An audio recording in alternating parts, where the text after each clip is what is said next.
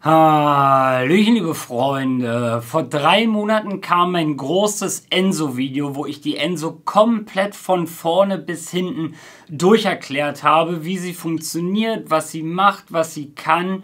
Und seitdem dieses Video da ist, verständlicherweise, fragt ihr mich nach einem Langzeitfazit. Und dazu fühle ich mich jetzt nach 3 Monaten und über 50 Mal Verwendung der Enso bereit, euch mein Langzeitfazit zur Enso zu geben. Ihr wisst, Freunde, Support ist alles. Mir hat der Support auf dem UKA-Langzeitvideo, welches ihr euch auch gerne mal reinziehen könnt, sehr gefallen. Lasst einen Daumen nach oben da für Support und schreibt gerne mal einen Kommentar. Das bringt auch Support. Und es würde mich auch interessieren, doppelt gemoppelt, habt ihr eine Enso? Was ist euch negativ aufgefallen? Was ist euch positiv aufgefallen? Was gefällt euch gar nicht? Was gefällt euch an der Enso? Falls ihr eine habt, deswegen schreibt es gerne mal in die Kommentare, bevor wir so zu meinem Fazit kommen. Vorab kann ich sagen, die Enso ist ein cooles Produkt. Sie funktioniert komplett ohne Kohle und ohne Kohlenmonoxid. Die Sorten oder das, was man in den Cup reinmischt, das geht auch grünes oder Wachs, das beides habe ich aber nicht ausprobiert, wird mit Strom erhitzt und funktioniert komplett ohne Kohlenmonoxid. Also du hast reineren Geschmack, du inhalierst kein Kohlenmonoxid und. Ich muss jedoch sagen, als ich so die Enso ausprobiert habe und alles drum und dran, habe ich mich trotzdem immer auf den Kopf mit Kohle gefreut. Das kann aber einfach die Gewöhnung sein. Ich finde, sie ist ein cooles Produkt an für sich und das ist so der Anfang oder der Start von diesem Elektrozeitalter, was ja eine schöne Alternative ist und vielleicht auch einfach neue Marktanteile erschließt oder vielleicht ein Publikum, welches es bisher gar nicht auf dem Markt gab, weil die keinen Bock auf Kohle und Kohlenmonoxid haben. Deswegen finde ich, ist die Enso ein cooles Produkt, bin jedoch der Meinung, ich werde weiterhin bei klassischer Kohle bleiben, weil... Kommen wir im Fazit aber gleich zu. Was mir mit der Zeit aufgefallen ist, das kann man jetzt so nachträglich nach dem Review noch sagen, da gehen Grüße raus an den lieben Apes, der hatte mir das erzählt, dass wenn man 5-mal auf den Knopf drückt, während sie läuft, dann sperrt man die Temperatur. Ist so für Bars gedacht. Man kann ja die Temperatur einstellen, mit dem Einstellrad 5-mal drauf drücken. Während sie läuft, würde man diese Temperatur sperren und man kann sie nicht mehr verstellen. Dann auch eine Frage, die ich bekommen habe, kann man auch einfach die Enso unterbrechen, also ausmachen und den Cup später weiterverwenden? Ja, also du kannst auch die Enso einfach ausmachen. Eine Stunde später machst du wieder an und verwendest den gleichen Cup weiterhin. Das ist kein Problem.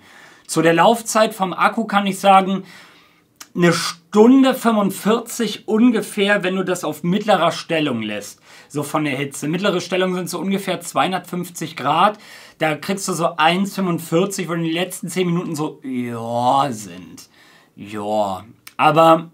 Das kann ich mal zur Akkulaufzeit sagen. Du kriegst also einen guten kriegst du auf jeden Fall raus. So mit ungefähr einer Stunde. Dieses Fazit ist nicht mit Enso abgesprochen, außer sie wissen, dass ich ein Fazit bringen will, denn ich habe nämlich gefragt, was so in Zukunft noch an Zubehör rauskommen soll, was... ja, vielleicht so einen Punkt von mir entkräften könnte, ohne dass sie wissen, was meine Punkte sind. Da gibt es zum Beispiel einmal neu einen Schlauchadapter, womit man einen klassischen Silikonschlauch einfach auf den Anschluss machen kann. Das ist so ein Adapter für den Anschluss. Man würde aber auch einen normalen Schlauch darüber kriegen. Das geht dann aber natürlich nicht so geil rauf und nicht so geil ab. Da gibt es mittlerweile einen Adapter im Shop. Sowie soll auch ein längerer Schlauch direkt von Enso auf den Markt kommen. Und damit man nicht diesen kurzen Schlauch hat, wie man ihn jetzt hier hat. Genauso auch soll noch eine größere Keramikbowl rauskommen, also ein größerer Keramikcup, womit man dann bis zu 25 Gramm reinbekommt. Fand ich ganz lustig, weil in ihrer Bedienungsanleitung stand damals 15 bis 25 Gramm hält er. Aber vielleicht wird das ein Cup sein, der einfach besser 25 Gramm reinbekommt. Aber das sind alles Sachen, die sollen noch rauskommen, bis auf den Schlauchadapter, den gibt es bereits. Kann ich aber dazu sagen, wenn man einen normalen Schlauch da drauf nimmt, finde ich das vom Durchzug irgendwie eigenartig, weil ja der Schlauch einen größeren Durchmesser hat als der. Und ja, funktioniert auch. Ich habe sie grundsätzlich immer so getestet, wie sie geliefert bekommt. Heißt mit kurzem Mundstück und mit dem normalen Schlauch, der dabei ist. Und dann würde ich sagen, machen wir das wie bei UKA-Fazit. Das macht sie am einfachsten. Positiv, neutral, negativ, einfach frei von der Leber. Was mir so eingefallen ist, was mir so aufgefallen ist bei der Enso. Und da fangen wir bei positiven Punkten an. Eigene Sorten, eigene Mixe. ohne Probleme möglich bei der Enso. Ich habe sie nur mit dem Keramikcup verwendet, nicht mit den Einwegcups. Da vielleicht so 2 Stück von, aber mindestens 48 mit den Keramikcups verwendet.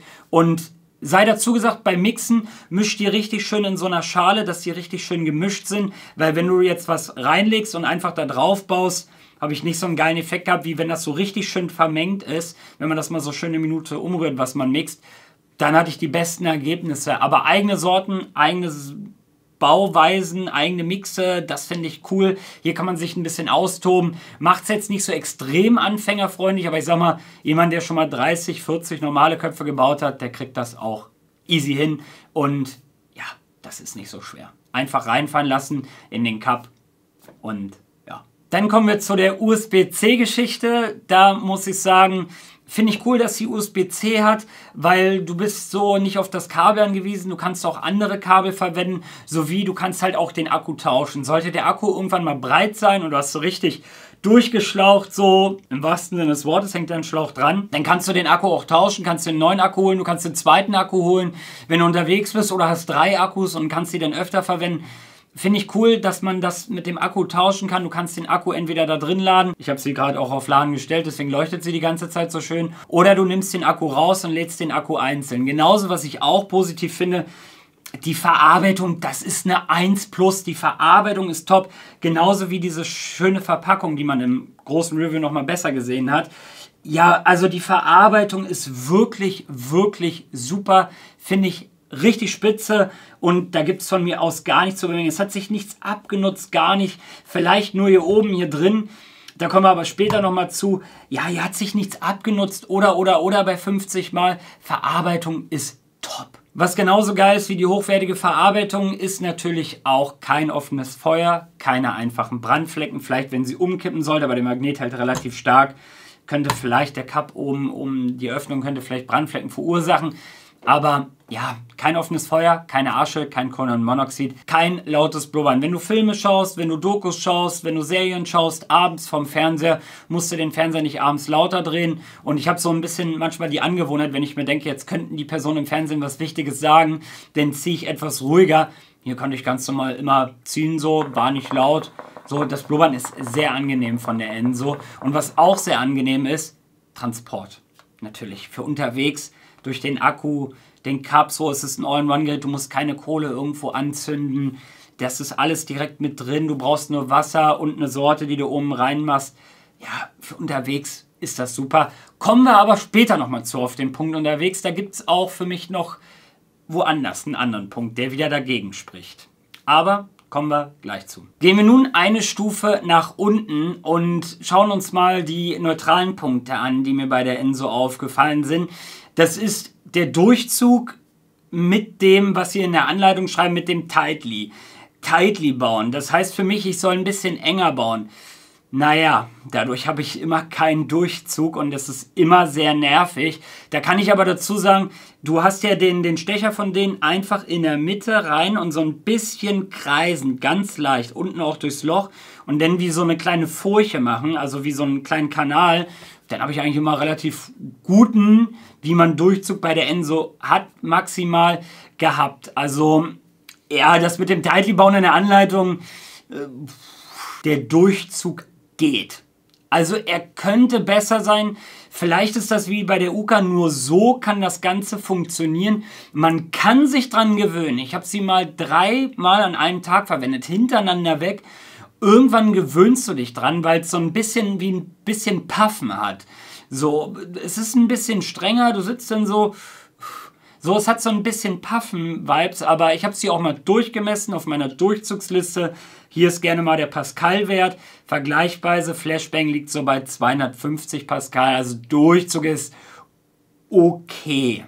Kann man sich aber dran gewöhnen. Was mir auch neutral aufgefallen ist, du musst eigentlich, wir bleiben immer noch beim Thema Durchzug, grundsätzlich diesen Heber und grundsätzlich den Stecher, der muss eigentlich neben deiner Session die ganze Zeit daneben liegen, weil ja, du hast zwischendurch, merkst mal, wie der Durchzug schlechter wird, musst vielleicht oben mal ein bisschen auflockern, ein bisschen dran rumpopeln und mit dem Heber, ja, wenn du den Cup halt rausnehmen willst, dann kannst du ihn ja nur damit transportieren. Finde aber den Heber sehr cool, weil mit einer normalen Zange geht es echt schwer aus. Einfach so, zack, raus, geht sehr einfach. Ich sage euch aber, zieht nie vorne hier dran, dann zieht ihr das raus, das geht nie wieder fest. Ich habe das dann mit Heißkleber zusammengeklebt wieder. Hersteller und Sorten sind sehr abhängig. Alles wird grundsätzlich auf Kohle gemacht und auf Kohle angepasst. Und nie ist da der Elektrofaktor drin. So, und jetzt probiere ich das auf dem Elektrogerät. Da gibt es so Sorten, da gibt es so Marken, da bin ich mir so ein bisschen uneinig. Ich habe mal eine Liste auf meiner Webseite erstellt, wo ich einfach mal, ich hatte ja am Anfang so 10 durchgemessen, denn 40 habe ich aufgeschrieben. Einfach mal gerne nachgucken auf meiner Webseite unter dem Link. Da veröffentliche ich mal so eine Tabelle, wo ich so ein bisschen was niedergeschrieben habe, wie ich was fand vom Geschmack. Zieht es euch gerne mal rein. Also es ist so ein bisschen abhängig. Es heißt nicht, dass alles gleich besser schmeckt. Es kann auch was schlechter schmecken. Also Doppelapfel brutal, Traube brutal, cremige Sorten brutal. Und dann gibt es so manche Sachen, saurer Apfel,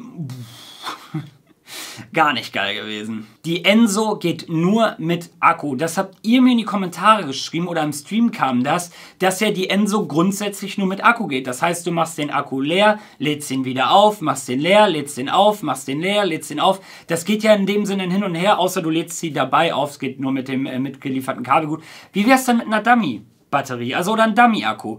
Weil in meiner Kamera beim Stream, da ist das auch drin, dass die einfach 4-5 Stunden durchläuft. Egal, was das der Kamera, ob das die Kamera vielleicht schadet oder so. Ich nutze sie ja für den Stream. Aber was wäre denn mit so einer Dummy-Batterie und dann ein leistungsstärkeres USB-C-Kabel, wo sie denn wirklich die ganze Zeit funktioniert mit Kabelbetrieb? Das wäre mal eine Idee, weil wenn du sie zu Hause verwendest, dann kannst du sie ja auch mit Kabel verwenden. Der mitgelieferte Schlauch bzw. das Mundstück ist mir zu kurz für einen Couchtisch. Wenn sie auf dem Couchtisch steht, da steht sie schon sehr nah dran. An mir beim Schreibtisch ging's, da fand ich es eigentlich okay. Wollte ich mit dazu erwähnen haben, so für einen Couchtisch muss sie dann relativ nah stehen, also nicht auf dem Boden, sondern auf dem Tisch. Und du kannst jetzt nicht komplett nach hinten geflitzt sein, dann müsste so eher rechts von dir stehen. Ja, wollte ich mit dazu erwähnen, ist ein kurzer, knackiger Punkt. Der Rauch ist gut, es reicht gerade so für eine Befriedigung, könnte aber mehr oder könnte dichter sein, sehe es aber als neutralen Punkt, weil du qualmst ja halt nicht die Bude voll. Also bei dem Punkt bin ich mir sehr uneinig. Ich habe erst überlegt, ob ich ihn reinnehme, weil mir reicht die Befriedigung. Ich bin nicht der so eine Wolken haben muss, brauche ich nicht. Mir reicht die Befriedigung und der Geschmack. Und ja, mehr Hitze, dann kommt auch mehr, dann kann die Sorte aber schneller verbrennen. Ja, also da bin ich mir total uneinig, wie ich zu dem Punkt stehe. Deswegen steht er auf neutral, weil im Endeffekt quatschst du dir auch nicht die Bude voll so und belästigst nicht jemanden, der mit im Raum sitzt.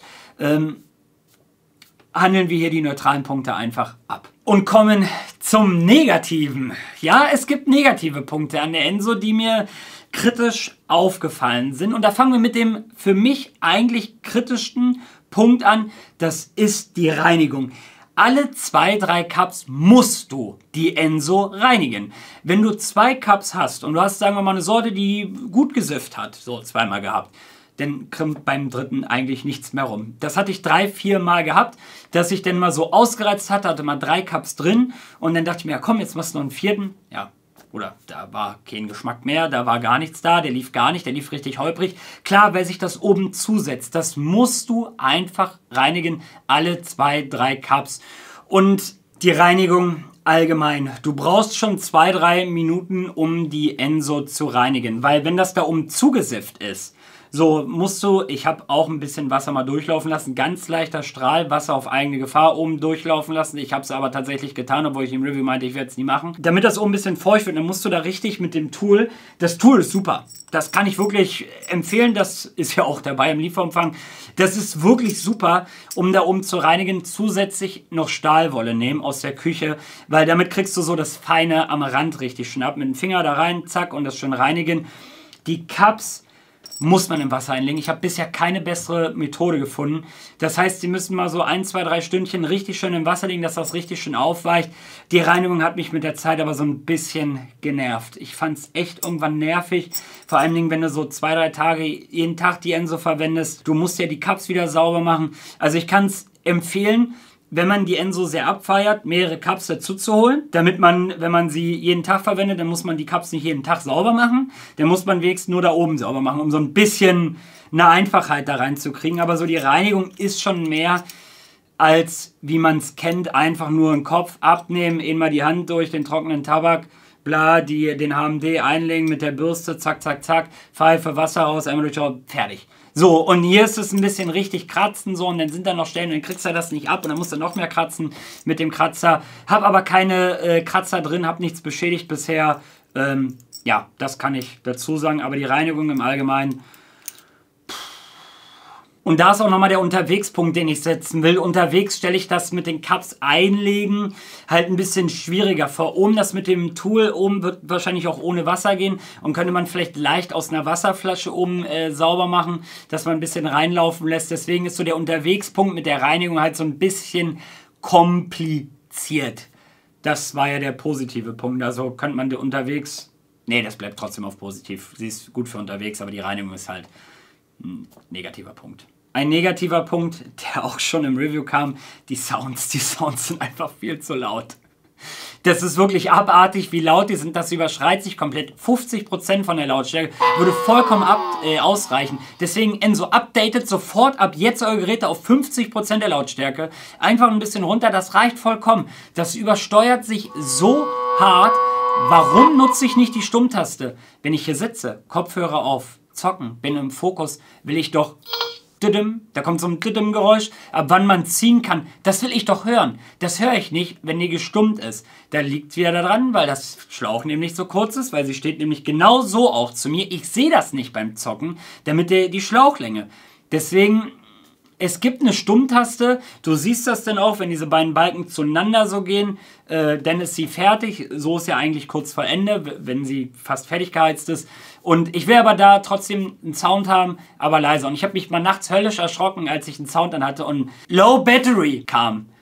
Ich habe mich der Hölle erschrocken. Und der letzte negative Punkt, den ich nicht verstehe, da ist jedes Mal ein Grundgeschmack dabei. Jedes Mal. Egal welche Sorte, egal welcher Hersteller, es ist egal. Da ist immer ein Grundgeschmack dabei. Und ich verstehe nicht, woher der kommt. Grüße aus dem Schnitt, weil ich es nicht erwähne, möchte ich es gerne aus dem Schnitt sagen. Dezent. Ich merke das ganz dezent. So maximal 5% schwingt da jedes Mal so ein kleiner Ton mit, der immer gleich ist. Dezent. Wirklich nur dezent. Ganz leicht. Dieser Grundgeschmack, auch beim Ende der Reinigung, ich rieche es an den Händen. Und das finde ich eigenartig. Ich rieche so ein bisschen an den Händen. Kriegt man mit Seife natürlich ab. Ich habe sie jetzt dahingestellt und alles schön hingestellt. So, das heißt nicht, dass sie von außen das abgibt, sondern hatte auch den Cup jetzt und so angefasst. Ich verstehe nicht, woher das kommt. Fühlt sich leicht metallisch an vom Geschmack. Ich weiß es nicht. Ich weiß nicht, woher der Grundgeschmack kommt. So, die Geschmäcker sind trotzdem sehr rein. Was positiv ist. Sehr reine Geschmäcker, sehr gute Geschmäcker teilweise, aber auch sehr unterschiedlich. Aber dieser Grundgeschmack ist immer dabei. Zum Ende habe ich noch einen Punkt für euch, der eigentlich neutral wäre, aber das ist so, das kann Enso easy direkt einprogrammieren. Ich erzähle mal. Abschaltautomatik wie im Fernseher, ein Sleep Timer. Aktuell ist die Enso so, wenn du sie anmachst, läuft sie durch, bis der Akku durch ist. Sie läuft einfach komplett durch, die schaltet sich nicht ab. Wenn du über 50% Akku hast, würdest du es schaffen, mit dem originalen Kabel das gegenzuladen. Das heißt, sie läuft dann durch, bis du einen Stromausfall hast und der Akku dann noch zusätzlich runter ist. Und das finde ich blöd. Ich würde mir wünschen, eine Abschaltautomatik. Das heißt, nach einer Stunde fängt das hier vorne an wild zu blinken. Meine Cups gingen auch immer nur rund eine Stunde. Gibt vielleicht einen Ton von sich, so ein Ding. Sie will wissen, ob du noch da bist. Du hast 30 Sekunden Zeit oder eine Minute, um hier einmal, zack, vorne rauf zu drücken, damit sie weiß, aha, er ist noch da, er ist nicht eingeschlafen, er ist nicht weggegangen, er ist also noch da, ich schalte mich jetzt nicht aus. Wäre eine easy einprogrammierbare Sache, denke ich mal. Deswegen würde ich mir wünschen, dass das kommt, weil dann wäre die Enso so, sie läuft dann einfach wieder eine Stunde oder weiter eine Stunde, bis das halt wiederkommt. Der Timer wird halt einfach resettet, der Sleep Timer. Wie es im Fernseher ist, das wäre eine Sache, programmiert das mit rein, wäre eine Top-Sache, weil ansonsten läuft sie durch, bis Akku leer, bis Akku tiefenentladen. Ich denke, tiefenentladen nicht, die schaltet sich vorher ab, aber wäre eine coole Sache, wäre so benutzerfreundlicher. An der Stelle habe ich alles erzählt, was ich nach 3 Monaten und 50 Cups, ich denke, das ist eine ganze Menge, was ich da ausprobiert habe, sagen kann. Ich habe noch überlegt, könnte mir noch irgendwas einfallen, aber das ist alles, was ich dazu sagen kann. Alles, was ich ausprobiert habe und was ich bei der Enso getan habe. Ich bin super Hype trotzdem auf neue elektronische Geräte. Ich finde, die Enso hat definitiv seine Daseinsberechtigung und ist ja so das erste Stadium davon, von diesen Elektrogeräten. Und das macht die Enso trotzdem ganz gut, muss ich sagen. Also die macht einen guten Job. Wenn euch das Fazit zur UKA noch interessiert, falls ihr das nicht gesehen habt, mein Langzeitfazit, checkt das gerne mal ab, ist verlinkt oben auf den i und am Ende in der Endcard. Und ansonsten würde ich sagen, wenn ihr eine Enso habt, was euch negativ, positiv aufgefallen ist, schreibt es mir sehr gerne in die Kommentare, würde mich wirklich mal interessieren, was euch so aufgefallen ist. Vielleicht gibt es ja doch noch einen Punkt, aber ich denke, ich habe alles erzählt. Und ansonsten lasst einen Daumen nach oben da, checkt die Links da in der Beschreibung und dann sehen wir uns beim nächsten Mal wieder. Ich wünsche guten Geschmack, guten elektronischen Geschmack und dann sehen wir uns beim nächsten Mal wieder. Bis dahin.